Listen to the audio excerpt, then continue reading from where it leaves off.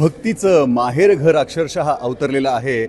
सकाळ माध्यम समूह आयोजित श्री गुरु पादुका दर्शन उत्सव वर्ष तिसरे जो होतोय वरळीमधल्या NSCI डोममध्ये 21 आणि 22 मार्च या दिवशी इथे साधारण 21 संत सद्गुरूंच्या पादुकांच्या दर्शनाचा सोहळा होतोय आणि यानिमित्त काही अलौकिक व्यक्तिमत्व आपल्याला लाभलेली आहेत. चला आपण त्यांच्याशी बोलूयात. सर नमस्कार. नमस्कार. मी प्राध्यापक रवींद्र कुलकर्णी, कुलगुरू मुंबई विद्यापीठ. मी खरं म्हणजे जसा सकाळ माध्यमांनी हे सुरू केला त्या 3 वर्षापासून मी येतो. म्हणजे मला वाटतं हे उत्सवाचं 3रं वर्ष आहे. तर मी 3 वर्षापासून येतो. म्हणजे मी स्वतःला भाग्यवान समजतो की मला न चुकता 3 वर्ष ही ऊर्जेचं व्यासपीठ आहे. म्हणजे संतांच्या विचाराचं त्याचं आचरण करण्यामध्येच आपलं खूप स्वतःचं व्यक्तिमत्व असेल, स्वतःचं कार्यशैली त्यामध्ये खूप फरक पडतो, विचारात फरक पडतो, पॉझिटिव्ह ऊर्जा मिळते.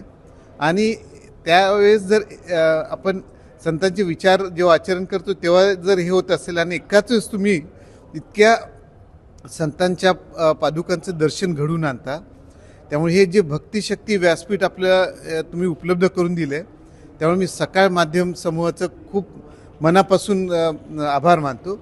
कारण जेव्हा आपण एंट्री घेतो आणि एक संतांच्या पादुकांसमोर नमन करतो आणि दर्शन घेतो तेव्हा आपल्या मनात जे उमटणारे जे आध्यात्मिक प्रतिबिंब आहे, खूप चांगले विचार, त्याचा मला वाटतं ती जी सकारात्मक ऊर्जा आहे ती सकारात्मक ऊर्जा आपल्या पूर्ण आयुष्यामध्ये व्यापते आणि आपल्या योग्य तऱ्हेनं आपलं कार्य असावं, योग्य तऱ्हेने विचार असावे, समाजाप्रती सहानुभव असणं, त्या समाजासोबत सर्व दृष्टीनं सकारात्मक कामासाठी सतत जागरूक राहणं, हे सगळी प्रेरणा मला या भक्तिशक्ती व्यासपीठामधून मिळाली.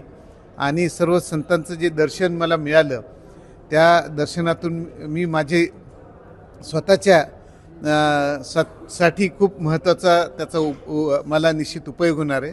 त्यामुळे परत आपले धन्यवाद करतो. सकाळच्या सर्व सोशल मीडिया प्लॅटफॉर्मला लाईक, फॉलो आणि सबस्क्राईब करा. तसंच सर्व नोटिफिकेशनसाठी बेल आयकॉन प्रेस करायला विसरू नका.